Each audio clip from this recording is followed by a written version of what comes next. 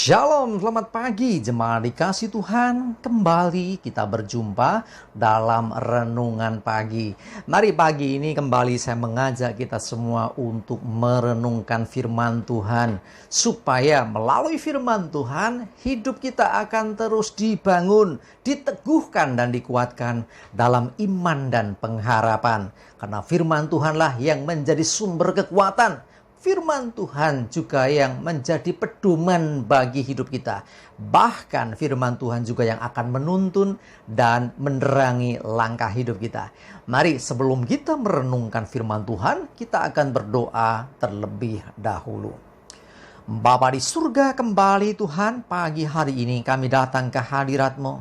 Sungguh kami mengucap syukur atas begitu besar kasih setia-Mu ya Tuhan. Begitu besar rahmat dan anugerah-Mu, berkat dan kemurahan-Mu, perlindungan dan penyertaan-Mu, bahkan pemeliharaan dan pertolongan-Mu ya Tuhan, atas hidup kami. Terima kasih. Dan pagi ini ya Tuhan, kami juga mau merenungkan firman-Mu. Mari Tuhan singkapkan dan nyatakan kebenaran firman-Mu atas setiap kami. Dan juga urapi kami semua. Sehingga kami bisa menangkap pesan Tuhan. Dan juga mengerjakannya dalam hidup kami. Terima kasih ya Tuhan. Di dalam nama Tuhan Yesus, kami bersyukur dan berdoa. Amin. Mari jemaat dikasih Tuhan, kita akan buka Alkitab kita. Dan renungan pagi hari ini saya ambilkan dari Matius 16 ayat 13 sampai yang ke-16. Saya bacakan. Setelah Yesus tiba di daerah Kaisarea Filipi, ia bertanya kepada murid-muridnya, "Kata orang, siapakah anak manusia itu?" Jawab mereka, "Ada yang mengatakan Yohanes Pembaptis, ada juga yang mengatakan Elia, dan ada pula yang mengatakan Yeremia atau salah seorang dari para nabi." Lalu Yesus bertanya kepada mereka, "Tetapi apa katamu? Siapakah aku ini?" Maka jawab Simon Petrus, "Engkau adalah Mesias, Anak Allah yang hidup."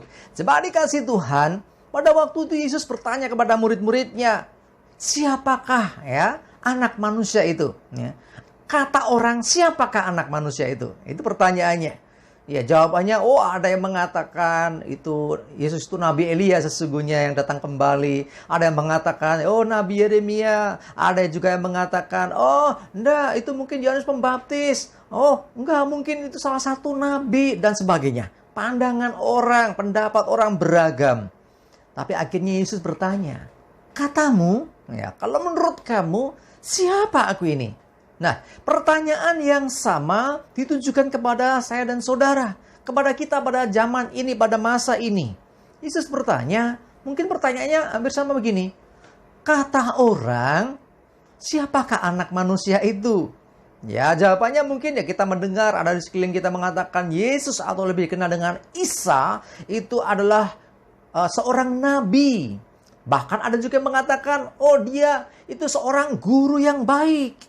Mungkin juga ada yang mengatakan, Yesus ini orang baik karena dia suka berbuat kebaikan. Mungkin juga ada yang mengatakan Yesus atau Isa ini adalah seorang yang hebat, orang sakti. Ya, dia orang yang punya kuasa, bisa nyembuhin orang, bikin mujizat, bahkan hidupkan orang mati. Ya, pandangan orang banyak dan beragam, ya, bermacam-macam tentang Yesus atau Isa. Nah, sekarang pertanyaannya diganti. Kalau menurut kamu, siapakah Yesus ini? Bapak Ibu Saudara, mau jawab? Silakan jawab. Siapakah Yesus bagi saudara? Ingat, jangan kata orang lagi. Ya, karena kekristenan itu tidak berdasarkan kata orang. Tetapi kekristenan itu sesungguhnya adalah hidup yang bersama dengan Tuhan. Artinya setiap pribadi harus memiliki hubungan dengan Tuhan. Setiap kita harus punya pengalaman hidup dengan Tuhan, berjalan dengan Tuhan. Sehingga ketika ada pertanyaan siapakah Yesus, kita tidak memakai kata menurut orang. Kita nggak akan menjawab, kata orang, Yesus itu adalah ini dan itu. Enggak, tapi katamu sekarang. Ya, apa pendapatmu? Menurut kamu, siapakah Yesus itu? Kalau Simon Petrus menjawab bahwa engkau adalah Mesias, anak Allah yang hidup. Dan jawaban itu benar. Ya, terus saudara, jangan ikut-ikutan juga seperti Petrus. Oh, Petrus mengatakan bahwa Yesus itu Mesias. Sudah, aku ikut saja. Enggak, jangan. Pastikan bahwa saudara mengalami sendiri hubungan dengan Tuhan, sehingga jawabanmu jawaban yang murni, yang jujur, yang dari hatimu. Ya, mungkin jawaban bisa sama. Mungkin kau juga akan mengatakan Yesus Mesias buat saya. That's okay. Ya, kalau kau mengatakan Yesus Mesias, juru selamatku, dia penebusku, dia Tuhan dan Raja dalam hidupku. Oke, ada katakunya ya. Jujur ini bukan ikut-ikutan.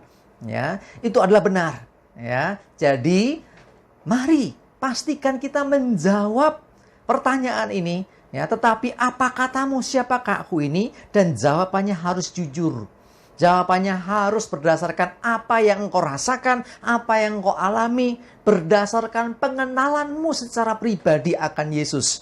Pengenalan pribadi akan Tuhan. Jadi bukan kata orang. Ya, Tuhan senang dengan kejujuranmu. Nah, karena itu, kalau orang sudah mengalami hidup berjalan dengan Tuhan, orang mengalami kuasa Tuhan, mungkin jawabannya juga akan bermacam-macam.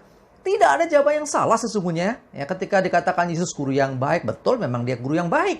Dikatakan Yesus seorang nabi, oh betul dia juga membawa pesan, dia nabi juga. Mungkin ada yang mengatakan Yesus ini orang yang baik, betul memang baik.